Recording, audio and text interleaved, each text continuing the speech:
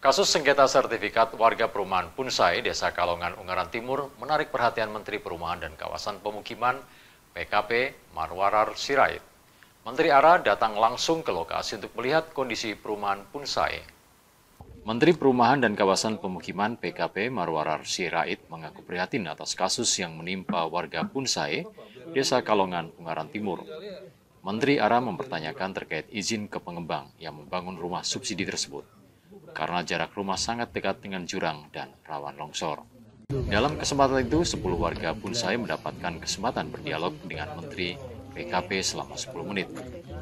Warga saling bergantian melaporkan kondisi terkini soal nasib mereka. Mulai dari sertifikat yang belum diterima padahal rumah sudah lunas, kondisi rumah yang rawan longsor, hingga ada rumah warga yang menjadi agunan PTN. Rumah subsidi merupakan program yang difungsikan untuk meringankan rakyat, namun justru membuat rakyat sengsara. Menanggapi sejumlah keluhan tersebut, Menteri PKP Marwarar Sirait menegaskan tidak ada lagi solusi terbaik selain jalur hukum. Menteri Perumahan dan Kawasan Pemukiman PKP itu juga meminta adanya evaluasi untuk regulasi pengembangan perumahan, terutama subsidi. Pihak bank dengan Tapera diminta untuk berkoordinasi dengan pengembang. ARA juga menggarisbawahi adanya pengecekan lokasi sebelum para pengembang mendapatkan izin.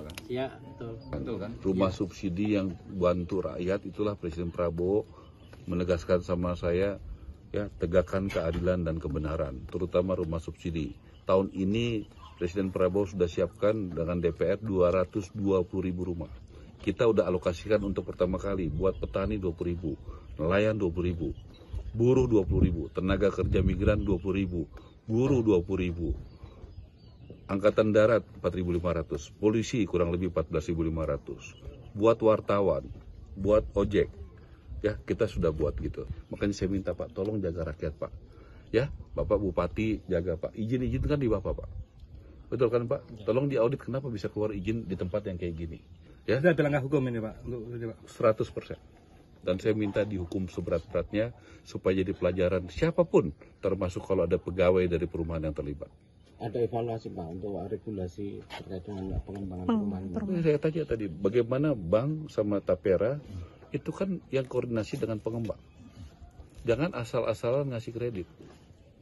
Jangan asal-asalan, nah, kalau ada tanggung jawabnya. Makanya saya bilang pilihlah pengembang yang tanggung jawab. Kan yang tahu Tapera sama bank. Masa rakyat kita dihadapkan sama begitu? Ini menunjukkan sistem harus diperbaiki. Kalau dibiarkan rakyat langsung berhadapan dengan pengembang tanpa negara hadir, kalau pengembangnya benar, kalau begini bagaimana? Sementara itu, Bupati Semarang Yesti Nugraha menyatakan pihaknya terus melakukan upaya komunikasi dengan pihak pengembang. Versi pengembang kepada Pemkab Semarang mengatakan siap menyelesaikan secara bertahap yang menjadi kewajibannya.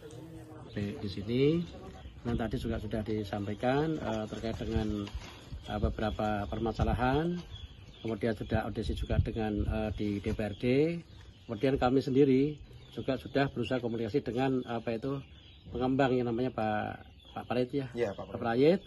Nah, kemudian juga beliau menyampaikan secara bertahap akan menyelesaikan apa yang menjadi kewajiban mereka dari beliau seperti itu.